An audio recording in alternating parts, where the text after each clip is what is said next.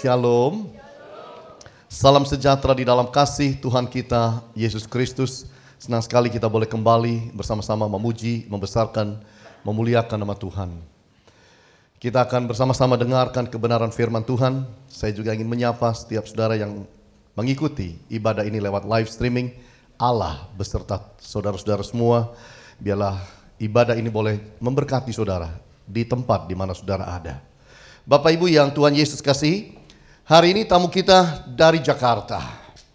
Dan orang yang luar biasa, senior, dan saya percaya begitu banyak pengalaman yang Tuhan berikan di dalam kehidupannya yang akan memberkati akan setiap kita pada saat ini. Saya ingin sampaikan supaya saudara memahami, yang saya undang bukanlah Kick Andy, tetapi adalah seorang hamba Tuhan yang diurapi Allah dengan luar biasa. Dan kita mau sambut dia, Bapak Pendeta Samiton Pangela. Terima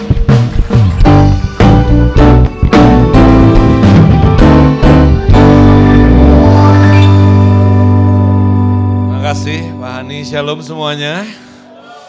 Saya sudah senior sebab saya punya 2 putra, 1 putri. Nama saya Samiton Pangela. Istri saya Justina Ani beberapa waktu yang lalu ada hadir di sini.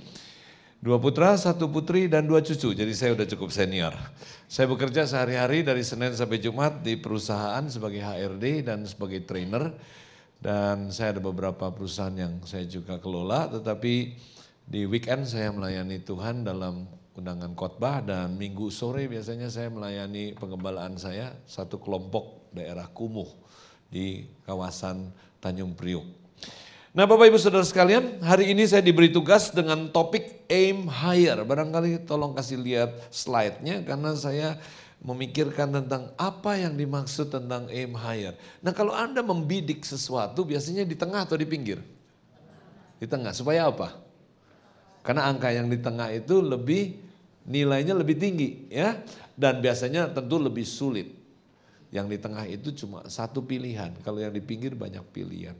Nah Bapak Ibu Saudara sekalian, Tuhan ingin supaya jemaat di sini juga meningkat. Supaya meningkat Anda perlu membidik yang tepat. Kalau membidiknya tidak tepat, dapatnya yang pinggir, angkanya kecil. Siapa yang mau meningkat bulan-bulan ini dan tahun ini? Mau meningkat? Nah kalau mau meningkat, membidiknya di mana?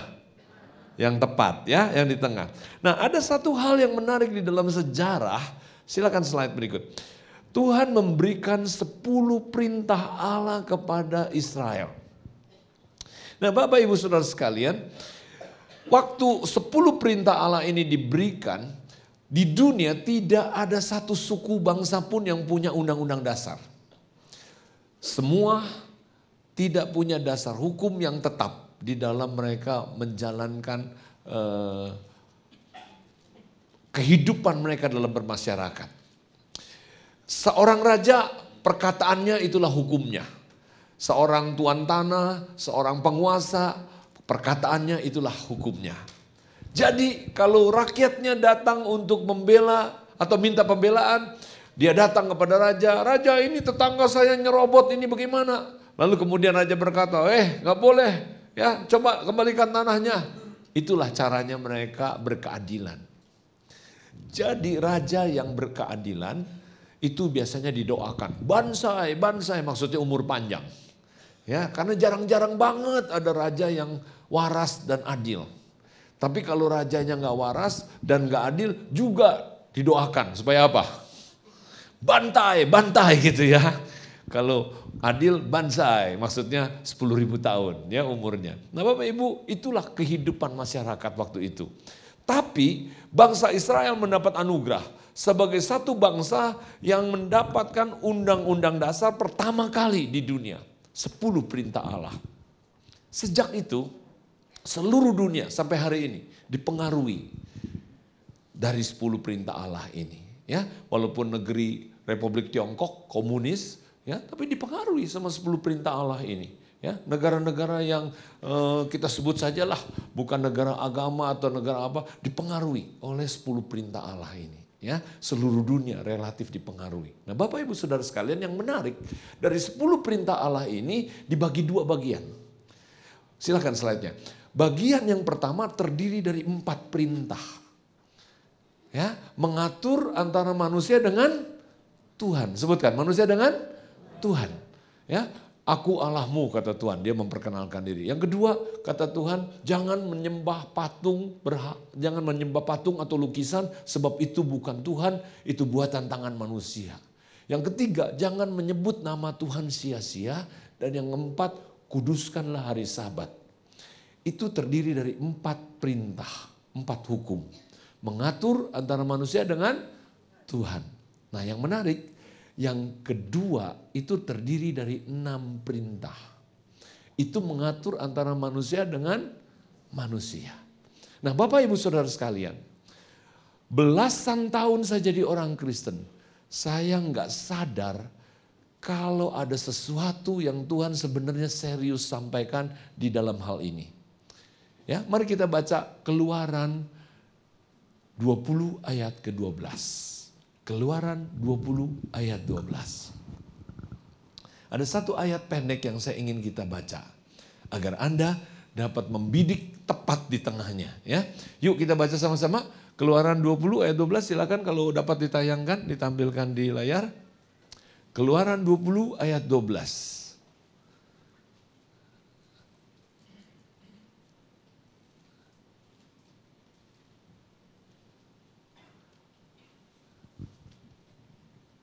Sudah? Oke, yuk kita baca sama-sama. 2, 3. Hormatilah ayahmu dan ibumu supaya lanjut umurmu di tanah yang diberikan Tuhan Allahmu kepadamu. Saya mau tanya dulu, berapa banyak Anda ingin ayat ini berlaku buat hidup Anda? Hah? Amin? Nah Bapak Ibu, dari 6 perintah mengatur antara manusia dengan manusia, itu tidak dimulai dengan jangan membunuh. Tidak dimulai dengan jangan mencuri. Tidak dimulai dengan jangan berzina. Tetapi Tuhan berkata, hormati ayah dan ibumu. Saya nggak pernah perhatikan, kenapa Tuhan taruh hormati ayah dan ibumu itu di urutan pertama. Di dalam hal mengatur manusia dengan manusia. Hari ini kalau Anda membunuh, masuk penjara. Tapi Anda galak dikit sama orang tua, nggak ada yang masukin penjara. Tapi pada zaman hukum ini diberikan, kalau seorang anak membentak bapaknya, dirajam. Jadi, di mata Tuhan, hormati orang tua itu sangat serius. Nah Bapak Ibu, sayangnya, di dalam kekristenan, saya udah jadi orang Kristen 30-an tahun, saya belum pernah dengar orang berkhotbah tentang hormati orang tua dari menit pertama sampai menit terakhir. Disinggung-singgung dikit sering. Tapi dijelaskan gak pernah. Sehingga ada gambaran, persepsi bahwa yang namanya hormati orang tua itu punyanya Konghucu. Punyanya orang Buddhis. Orang Kristen gak terlalu. Ya kalau Anda tanya-tanya pada umumnya begitu. Gak salah sih. Kenapa? Karena kita seringkali mengajarkan hal-hal yang artinya nggak terlalu membahas itu. Nah Bapak Ibu, hari ini izinkan saya sharing. Kalau Anda membidik di tengah, Anda tahu nggak? Yang vertikal itu urusan kita dengan Tuhan. Lalu yang horizontal itu untuk urusan kita dengan manusia. Di tengah-tengahnya itu adalah hormati orang tua. Dari 10 perintah, nggak ada yang mengandung janji. Nggak ada janji berkat. Cuma hormati orang tua yang ada janji berkat. Jadi apa artinya? Kalau kita tidak beres di dalam hubungan kita dengan orang tua, kita vertikal kagak beres, horizontal nggak beres. Kenapa? Kenapa ini begitu serius? Karena saya termasuk orang yang sebenarnya saya pikir saya aman terhadap ayat ini. Saya bukan orang yang terlalu durhaka sama papa mama. Saya ngerti tata krama, sopan santun, gak pernah caci maki, gak pernah dendam. Ya, jadi kalau lagi makan saya hormati panggil, ya saya duduk kalau lagi makan nunggu orang tua ambil dulu. Ya, kalau ada kepala ayam itu jatah papa saya, kalau ada pantat ayam itu jatah mama saya. Itu mitosnya orang-orang kelompok suku kayak tertentu gitu ya. Jadi kita ngertilah sopan santun. Tapi kalau dibilang saya kangen, sayang sama papa mama, enggak juga. Kenapa?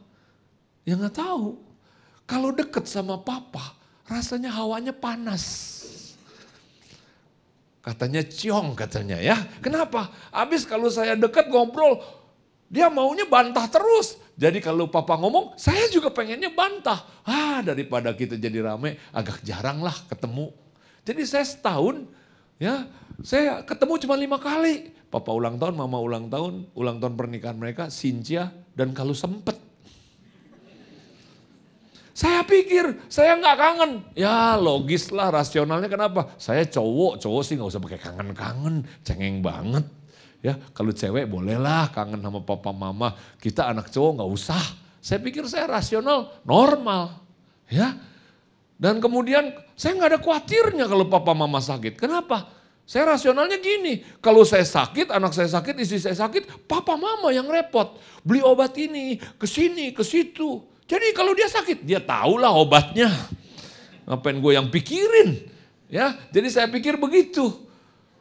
Tapi saya nggak tahu loh, kalau ternyata saya punya masalah dengan ayat ini. Kapan saya tahunya? Tahun 2002 saya pisah sama istri. Ya, setelah saya melayani Tuhan dari umur 19, umur 41, malah saya pisah sama istri. Kan kalau orang bilang mantan copet jadi pendeta mulia. Kalau saya mantan pendeta jadi penjina saya. Ya, hancur adul kan. Jadi umur 41 saya pisah sama istri saya. Pisah apa? Pisah kamar, pisah ranjang. Terus ngapain? Mabok-mabok, berzina tiap hari. Nah dalam keadaan seperti itu saya juga pengen jadi benar lagi. Dan saya pergi ke konselor. Dalam proses konseling, ya cukup lama tuh. Dari tahun 2004 saya mulai konseling. Terus kemudian nanti tahun 2008, 2009 konselor saya akhirnya menemukan, Bapak ada masalah dengan orang tua. Di situ saya baru sadar. Nah hari ini saya mau share dengan Anda.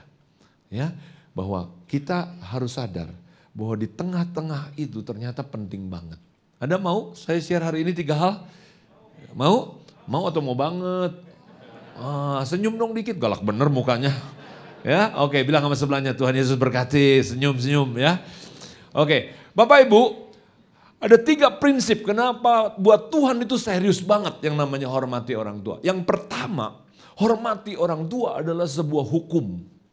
Sebut sama-sama, hormati orang tua adalah sebuah hukum. Apa yang saya maksud hukum? Ya. Nah Bapak Ibu, ini tisu kertas sederhana. Kalau saya lepas, dia jatuh. Peristiwa apa ini? Gravitasi atau daya tarik bumi. Kenapa di sekolah ini dikasih kata hukum di depannya? Hukum gravitasi. Ada hukum Archimedes, ada hukum Boyle, ada hukum Pascal. Kenapa pakai kata hukum? Kan nggak ada pengadilannya. Ya kan? Nggak ada polisinya kan Pak?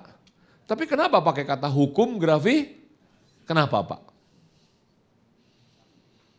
Ayo. Kenapa Pak? Jangan takut salah, bener aja kagak dapat hadiah kok. Hah? Kenapa? Pasti, apa lagi? Hah? Ibu bilang dalam hati, lupa nanya sama gurunya. Iya sih, saya juga lupa dulu nanya sama guru.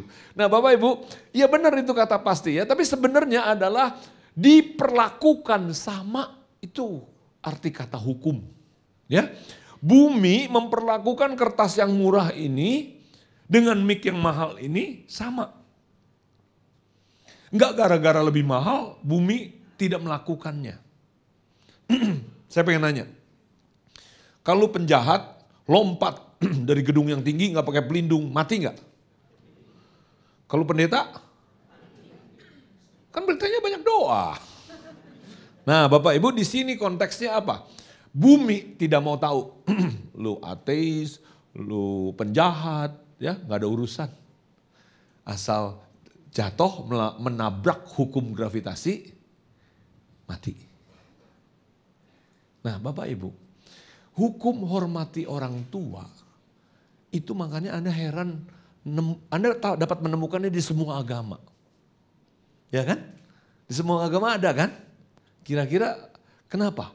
Karena ini bukan cuma hukum agama. Tapi ini hukum Tuhan taruh di dalam kehidupan manusia. Nangkep ya? Kang guru sayang sama anaknya. Tapi gak pernah induknya ngomong, Noni nanti lu kalau udah gede hormat ya sama mami. Kalau nikah sungkem dulu ya. Gak ada. Kenapa? Karena binatang tidak diberi hukum ini.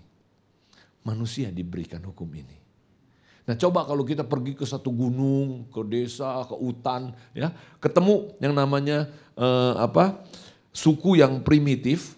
Ya ini maaf saya punya mata lagi sakit. Kata dokter flu katanya, lucu mata kok flu ya, lucu juga ya. Nah Bapak Ibu kalau kita pergi ke gunung ada suku yang primitif masih telanjang. Ya mungkin masih sangat-sangat terbelakang. Kita selidik, kita cek. Kira-kira mereka ngajarkan gak ke anaknya hormati orang tua? Pasti. Dari mana mereka dapat ide itu? Kan mereka gak pernah lihat koran, gak pernah lihat TV. Itulah Bapak Ibu yang namanya manusia. Selalu hormati orang tua, Tuhan sudah taruh di dalam DNA-nya. Amin. Nah Bapak Ibu, jadi jangan kita pikir hormati orang tua ini supaya apa? Supaya enak dilihat tetangga. Lu hormat kenapa sih sama mama lu? Kan gak enak dilihat tetangga. Bukan urusan enak atau gak enak. Bukan soal nyaman atau tidak nyaman. Bukan soal kelihatannya sopan. Bukan. Ini adalah sebuah hukum. Kalau kita nabrak, kita akan dapat akibat. Kalau kita turuti, kita dapat manfaat. Ucapkan sama-sama. Kalau saya langgar, sebutkan. Kalau saya langgar, kalau saya nabrak, saya dapat akibat. Kalau saya turuti, saya dapat manfaat. Nangkep ya? Setuju nggak Bapak Ibu? Nah sekarang saya mau nanya, kita semua pernah nggak lihat orang yang durhaka, yang nggak sayang sama orang tua, nggak hormat? Pasti pernah ya. Menurut Anda, dalam jangka waktu hidup mereka yang cukup panjang, mereka begini atau gini? Coba tangannya keluarin semua. Gini atau gini Pak? Yakin Pak? Yakin ya? Pak, yakin ya? Saya belum tua-tua banget, baru 50-an. Tapi saya sudah cukup bukti untuk lihat yang namanya hidup. Jangan Anda labrak, jangan Anda nabrak hukum ini. Jangan. Nggak perlu polisi, nggak perlu ada pengadilan. Begitu kita nggak hormat di hati, kena kita. Nangkep nggak? Sama kayak kita, kalau saya lompat nih dari gedung, nggak pakai pelindung, mati. Itu bukan dikutuk Tuhan namanya. Tapi saya nabrak. Nabrak apa? Hukum gravitasi. Ngerti ya? Nah Bapak Ibu, seorang masih muda, pinter, kerja keras, rajin. Cop, mencapai puncak karir. Tapi dia gak hormat lu sama orang tuanya. Apa yang terjadi? Tiba-tiba jatuh. Sering lihat kan Pak? Sering kan Pak? Kayak dia nabrak tembok. Kayak jalan tuh tiba-tiba buntu dan gelap. Bangkit lagi, namanya rajin, ya namanya orang yang gak mau pantang mundur, terus kerja keras, naik lagi. Terus apa yang terjadi? Jatuh lagi. Entah namanya kecelakaan, entah yang namanya sakit, entah yang namanya cerai, entah yang namanya tiba-tiba bangkrut, entah namanya tiba-tiba ditipu, ada aja. Dan itu bukan dikutuk Tuhan Bapak Ibu. Tapi nabrak apa? Hukum hormati orang tua. Itu yang pertama. Yang kedua, kenapa kita ini harus hormati orang tua? Dan bagi Tuhan sangat serius. Sangat serius. Karena, silakan slide-nya. Karena orang tua kita adalah hadiah yang pertama yang Tuhan berikan kepada kita. Ketika kita lahir, Bapak Ibu boro-boro cari duit. BAB aja belum becus. Buang air besar aja belum becus, benar nggak? Buang air kecil juga nggak tahu kan caranya kan? Istilahnya ngompol nggak jelas kan? Manusia adalah makhluk satu-satunya yang perlu dirawat. Kalau ayam begitu netes cari makan sendiri Bapak Ibu.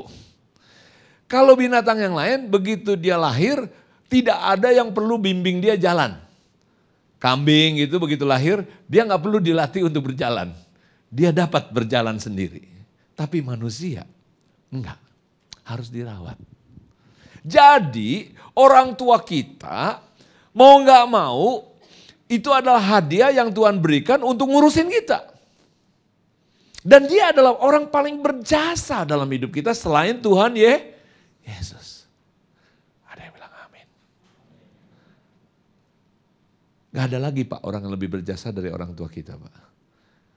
Bapak bilang di kantor bos gue berjasa. Enggak Pak, emang bos lu pernah cebokin lu?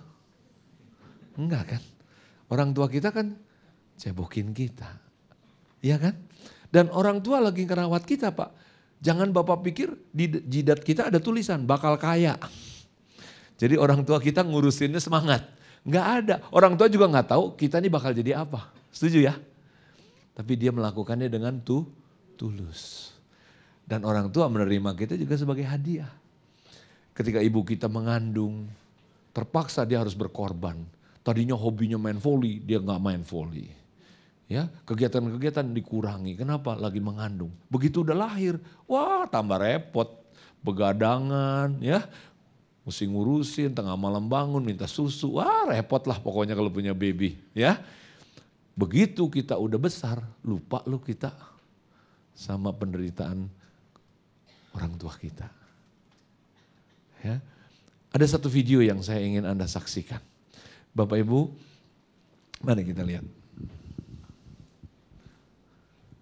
Sudah siap? Silakan Pak. Suaranya kerasin.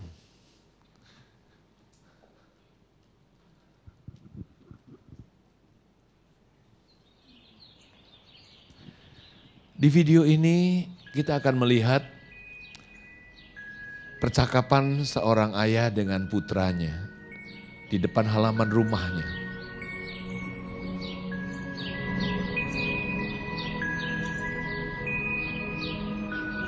Video ini Tuhan pakai untuk berbicara kepada saya dan menyadarkan saya.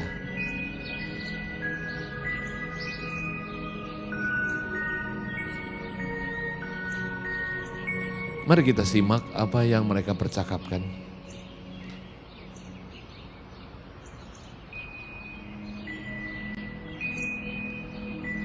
Coba bayangkan kalau kita yang mengalami seperti ini. Apa perasaan kita?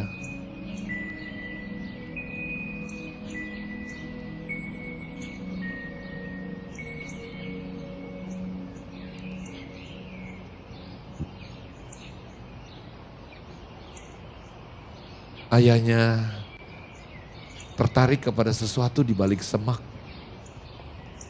Lalu ayahnya bertanya,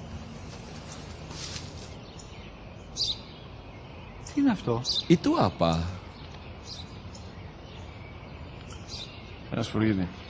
Burung gereja. Lalu ayahnya melihat ke arah yang lain lagi. Itu apa?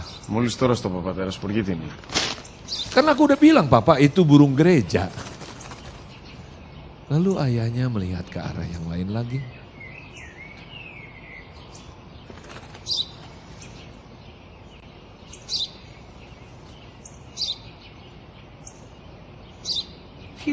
Itu apa?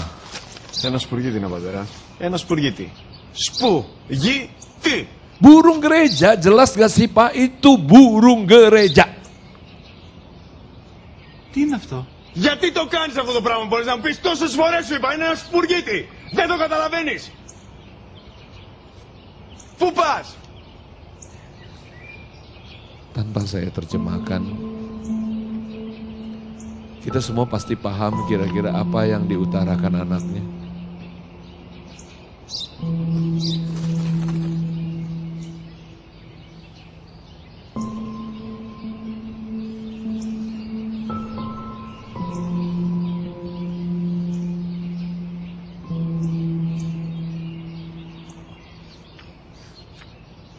Ayahnya masuk ke rumah untuk mengambil sebuah buku harian yang pernah ditulisnya puluhan tahun yang lalu.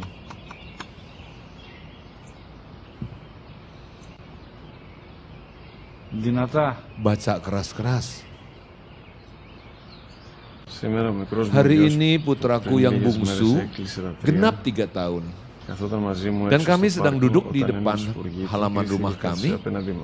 Hinggaplah seekor burung gereja di depan kami.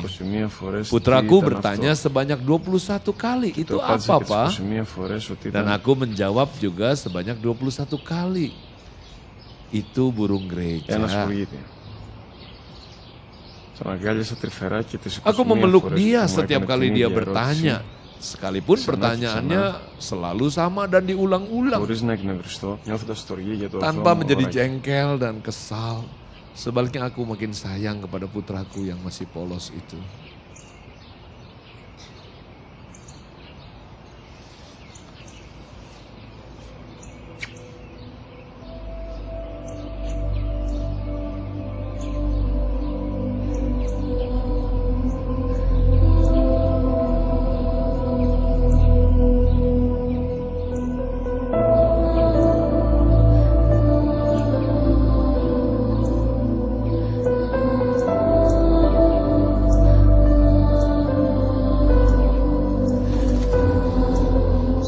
Saya tidak tahu perasaan apa yang hinggap kepada hati Anda. Tapi Tuhan pakai video ini untuk berbicara kepada saya. Betapa saya kikir terhadap orang tua saya. Kikir dalam kesabaran, padahal orang tua saya pernah sesabar-sabarnya. Kikir dalam perhatian dan waktu, padahal mereka pernah jadikan saya prioritas waktu dan perhatian mereka. Bapak Ibu, saya baru sadar. Kalau saya menghormati Tuhan, saya harus menghormati hadiahnya. Saya tidak boleh komentar tentang hadiahnya ini cocok atau tidak. Saya dulu bilang, gue gak suka emak gue, kenapa? Cerewet. Kalau telepon saya, iya mama, iya. Udah mama, udah jelas, iya. Aduh mama, iya. Saya pikir, memang tragedi kalau kita nggak cocok, nggak suka sama orang tua, tapi saya pikir itu normal. Baru saya sadar, bagaimana mungkin saya menghormati Tuhan kalau hadiahnya saya nggak hormati. Jadi alasan untuk saya menghormati papa mama bukan karena papa mama cocok, bukan papa mama baik, bukan papa mama sempurna. Tapi kalau saya menghormati Tuhan, saya harus menghormati hadiahnya. Dan kalau saya tidak menghormati hadiahnya, akibatnya apa? Akibatnya saya juga sulit menghormati orang lain. Mama papa saja yang berjasa saya nggak hormati, mana mungkin orang lain saya dapat hormati. Omong kosong kan? Nah Bapak Ibu, juga omong kosong saya dapat menghormati pasangan saya. Omong kosong saya dapat mencintai istri saya. Kenapa? Mama saya saja yang berjasa saya nggak cintai, nggak terima kekurangannya. Bagaimana mungkin saya mencintai istri saya?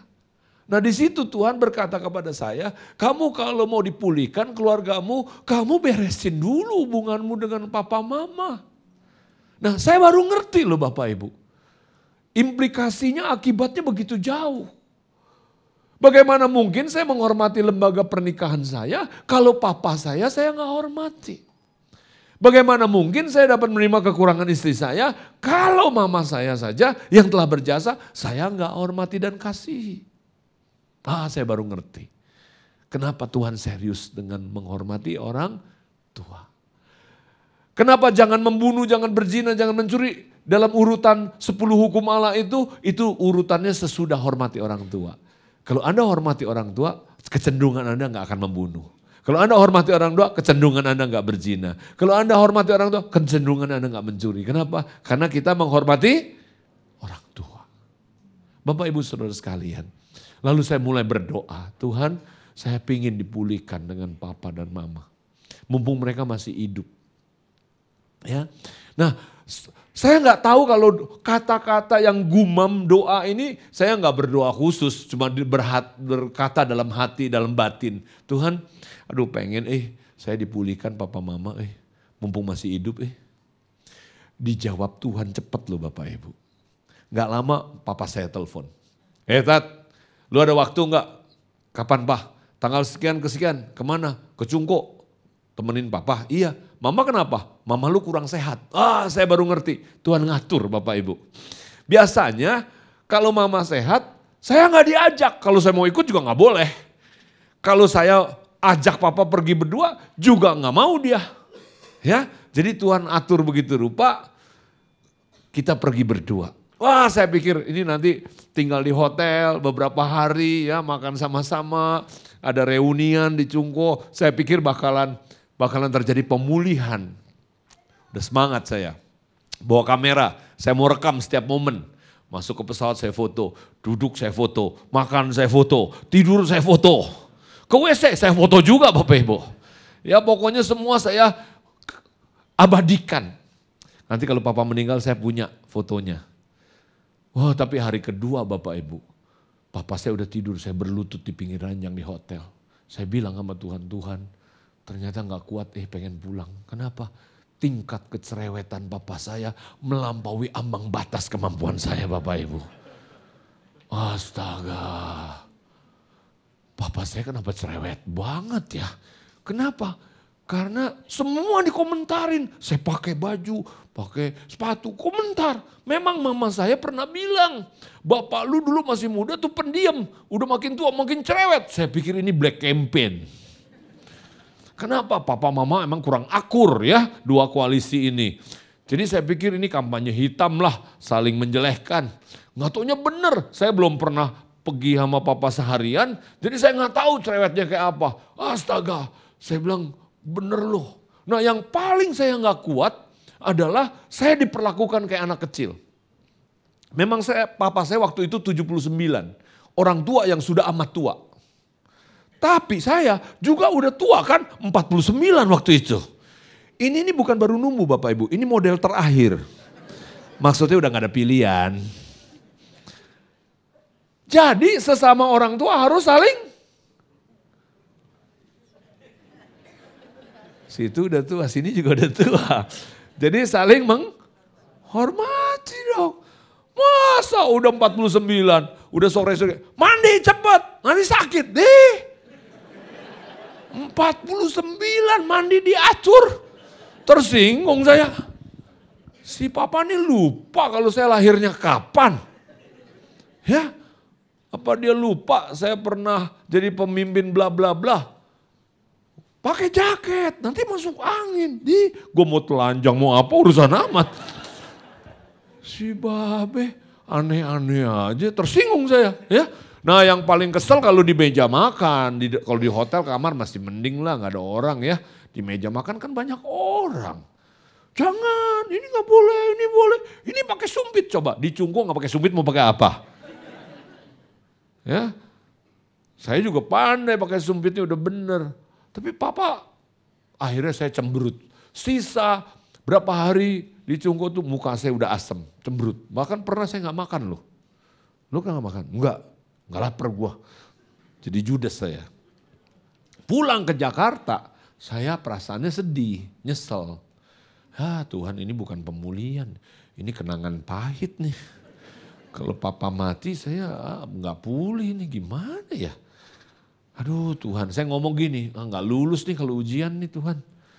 Boleh nggak ujian susulan? Gitu loh saya ngomong. Dijawab Tuhan lu Bapak Ibu. Saya selama ikut Tuhan doa yang paling cepat dijawab itu urusan begini nih. Ya, saya nggak pakai bahasa roh, nggak pakai apa Bapak Ibu, nggak pakai doa siapa, cuman bergumam di hati, dijawab Tuhan loh. Jadi saya tahu nih urusan begini serius di mata Tuhan, amin. Nah Bapak Ibu ditelepon lagi saya, baru berapa minggu ditelepon, Tat, kita mesti pergi lagi nih. Oh, kapan Pak? Dia sebut tanggalnya. Oke, lu gimana jadwalnya? Siapa? Saya kosongin aja jadwal saya. Saya ganti jadwal saya. Pokoknya ini lebih penting. Nah saya udah latihan, ini kali mesti lulus. Kan soal ujiannya udah ketahuan kan? Kurang lebih udah tahu kan? Masa udah nggak lulus ya? Lalu saya berdoa siapkan diri. Tuhan bilang, kamu mau aku ngerubah kamu atau ngerubah papa kamu? Tuhan, papa saya udah tua, jangan dirubah-rubah. Nanti lecek. Saya aja yang masih muda dirubah. Jadi saya siapkan hati saya untuk dijamah Tuhan. Saya latihan di kaca. Mandi. Siap. Jawabannya masih kurang asik, masih garing ya. Pakai jaket. Siap. Saya latihan. Saya latihan sampai mandi sana. Iya Pak, lulus nih kali ini ya. Saya udah latihan pokoknya. Dan berangkatlah saya untuk kedua kali. Terus kemudian biasa, mandi sana, udah sore. Dia kalau ngomong nyolot begitu. Mandi sana, udah sore. Iya Pak, mukanya udah senyum kan, masuk ke kamar mandi saya. Tapi di sini masih gerundel. Mandi, emang anak kecil. Muka sih udah senyum, di sini belum. Jadi perjalanan itu relatif lulus. Kenapa? Papa saya kan gak ngeliat hati, ngeliat muka. Jadi dia happy, saya juga happy lah. Tapi saya bilang sama Tuhan, Tuhan kalau lulus nih baru 6 nih angkanya. Masih ada gerundel-gerundelnya nih, belum tuntas penyakitnya. Saya ngomong gini loh sama Tuhan, boleh gak sekali lagi? Dijawab Tuhan loh, beneran loh. Gak lama ditelepon lagi. Berangkat lagi. Saya hampir ngomong gini, Pak kapan gua kerjanya kalau gini pergi terus. Tapi saya tahu ini adalah jalan Tuhan dan acara Tuhan buat saya. Jadi saya bilang, oke Pak, berangkat Pak. Saya udah siap, pengen lulus dapat angka 10 saya. Kira-kira udah jamnya kan saya udah tahu. Saya duduk di pinggir ranjang. Terus dia liatin saya. Lu lagi ngapain? Lagi nunggu. Nunggu apa lu? Dia orangnya nyolot begitu. Iya ada yang gue tunggu. Lu janji sama temen? Ya dicungkuk, janji sama siapa gue? Lalu nunggu siapa? Iya udah jangan nyolot Pak, tenang aja. Ada yang gue tunggu.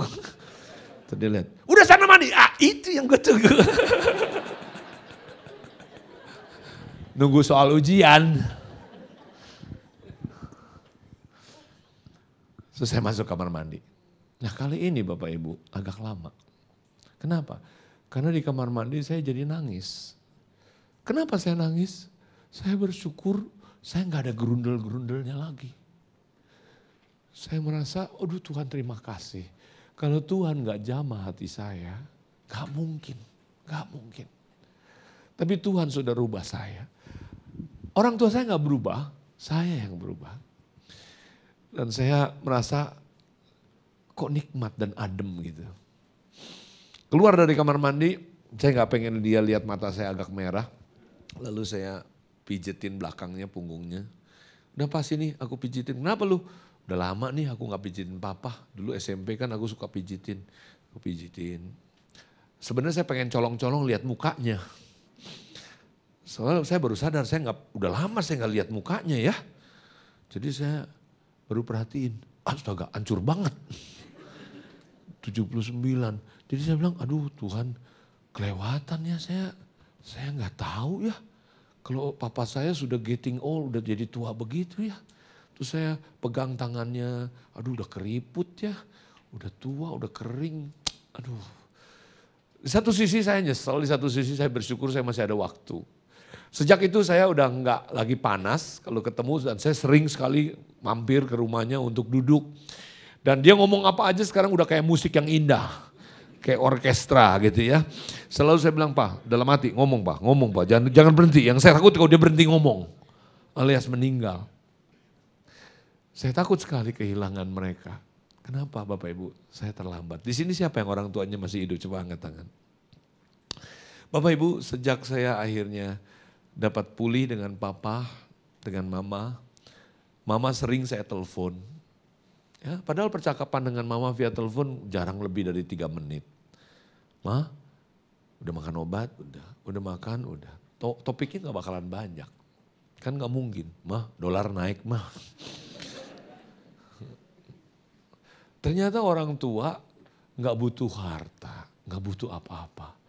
Dia butuh kasih sayang. Kalau saya gak telepon dia bilang, aduh gue kangen. Iya Ma, aku juga kangen sekarang. Kalau dulu dia selalu cari saya, sekarang saya yang cari dia.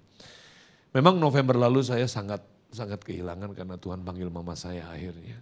Tapi sebelum dia meninggal dia selalu bilang gini, aduh gue sakit-sakitan, gue setiap hari badan gak enak sakit dari ujung kaki sampai ujung kepala ya. Enaknya sih gue meninggal aja lah pulang ke surga. Iya sih Ma, memang paling enak. Tapi Mama bertahan 1 hari saya bilang. Dengan semua rasa sakit yang Mama tanggung. Mama mesti ingat bahwa mama lakukan itu berharga buat saya. Membuat saya semangat, membuat saya, memang benar ketika dia akhirnya meninggal saya seperti kehilangan banget ya. Kehilangan dorongan yang luar biasa. Saya ingin beritahu buat dia bahwa dia hidup satu hari itu dia berharga. Walaupun dia tidak dapat lagi melakukan banyak hal, nggak dapat cari uang, nggak dapat ngurusin rumah tangga, tapi dia berharga buat saya.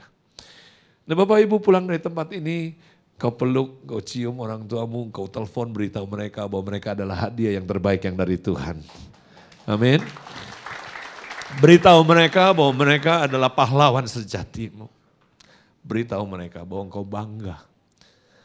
Waktu mama saya belum meninggal, saya evaluasi setiap tahun 2 kali sama mama. Mama evaluasi saya dong. Lalu mama saya, seminggu sebelum dia kena stroke.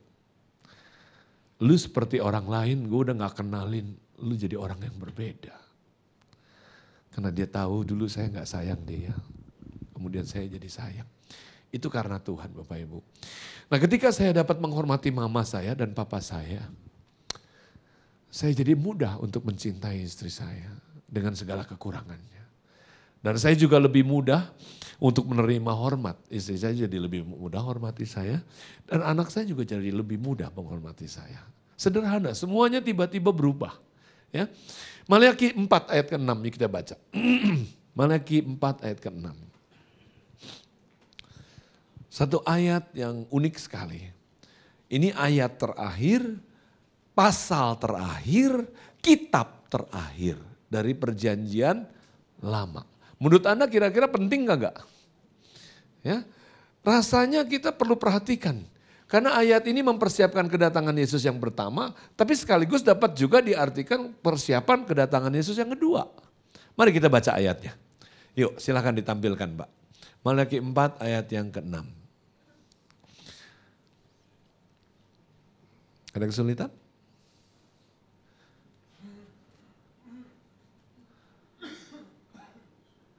Biasanya di mana-mana kalau pakai itu selalu Maleakhi 4 ayat 6 sulit ditampilkan.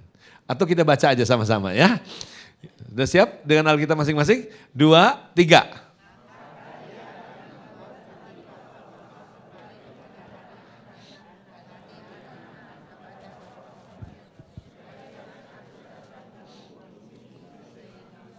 Bapak Ibu, ayat ini saya terjemahkan ke bahasa sehari-hari. Kalau hubungan orang tua, dalam hal ini disebut bapak, kalau hubungan orang tua dengan anak tidak beres, kiamat akan terjadi. Ya, ini ayat bunyinya begitu. Kiamat ini bukan kiamat fisik aja, ada gunung berapi, matahari jadi gelap, bukan. Tapi ada kiamat sosial Bapak Ibu. Masyarakat ini akan jadi hancur kalau hubungan orang tua dengan anak tidak beres. Kenapa? Pasti tidak mungkin seorang anak hormat dengan gurunya, dengan peraturan sekolah. Kenapa? Bapak emaknya aja kagak dihormati. Nangkep gak? Gak mungkin kita dapat hormati peraturan perusahaan, peraturan pemerintah. Kenapa? Di rumah aja bapak lu gak hormati. Nangkep gak? Akibatnya terlalu jauh. Jadi kenapa hari ini bangsa ini kacau? Sederhana sebenarnya. Ada unsur yang kita mesti kembalikan. Dan itu dinubuatkan di Maleakhi 4 ayat ke-6. Salah satu misi kedatangan Yesus. Dan saya pikir ini salah satu misi gereja.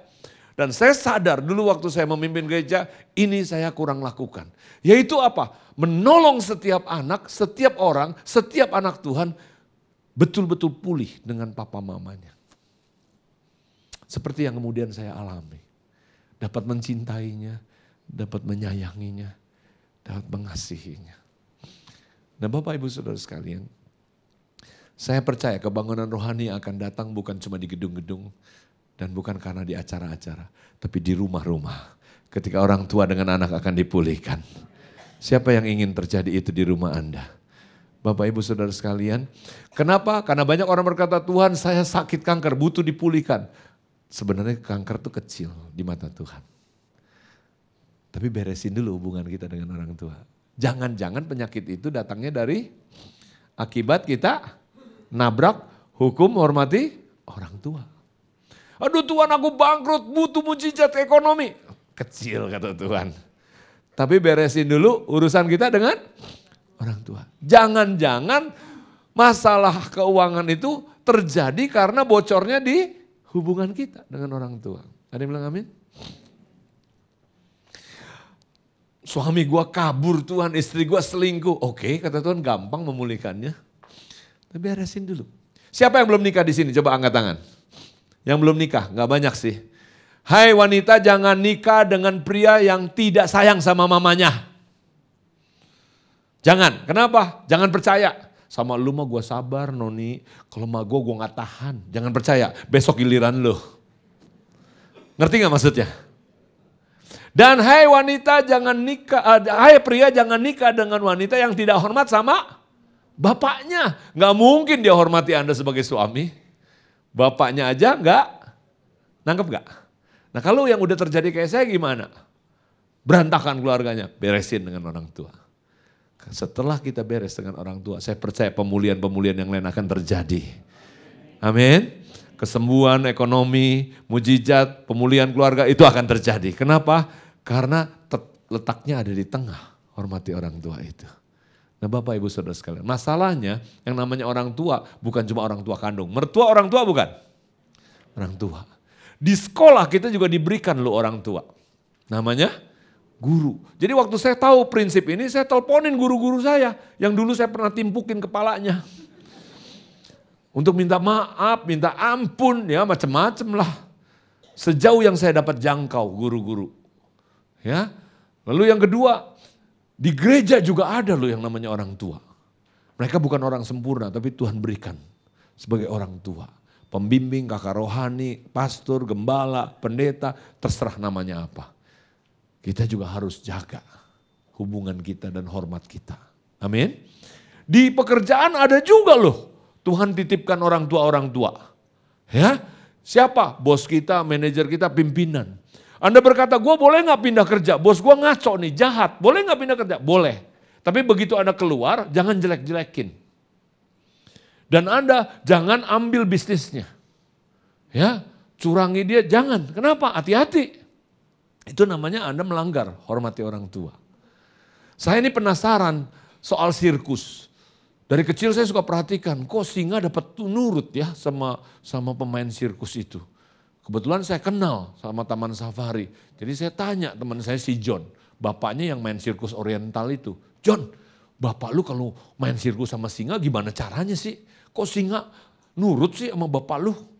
Ah, Kak Sam juga mampu katanya, bener lu. Gak perlu jimat-jimat. Kagak. Ah, gimana caranya? Gampang Kak Sam. Singa itu begitu lahir, bapak gue yang kasih makan katanya. Tiap hari, iya. Gak boleh orang lain, gak boleh. Bapak lu susah dong keluar negeri. Iya, paling lama 2 minggu katanya. Lebih dari 2 minggu, singanya udah ngambek. Bilang sama sebelah lu, binatang juga ngerti-ngerti dikit-dikit.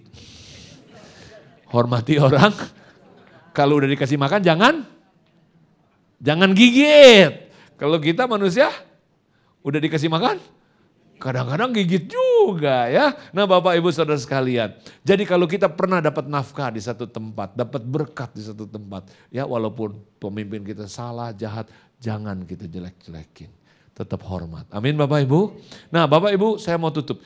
Ketika ada yang berkata, Pak bapak gua nih melacur, judi, bangkrut, kagak ngurusin anak. Gimana Pak gua dapat hormat? Iya juga sih. Bener bapak lu sih kagak pantas dihormati. Terus gimana? Ya terserah lu. Kalau lu ikutin skenario iblis, lu gak hormatin karena memang dia gak pantas dihormatin, ya terserah lu. Tapi yang pasti hidupnya gak diberkati. Anak cucunya, papa saya sama orang tuanya gak ngomong 25 tahun. Jadi terus nih nurun nih skenario iblis kalau saya terusin. Tapi kita boleh pilih skenario Kristus. Apapun kondisi papa mama kita, berapapun jeleknya, aku hormati. Karena aku hormati sang pemberi hadiah. Namanya Tuhan Yesus. Amin. Pilih skenario Kristus. Dan ketika Anda pilih skenario Kristus, Anda diberkati, anak cucu diberkati. Dan siapa tahu papa mama kita juga berubah di zaman Tuhan. Amin. Mari kita berdoa.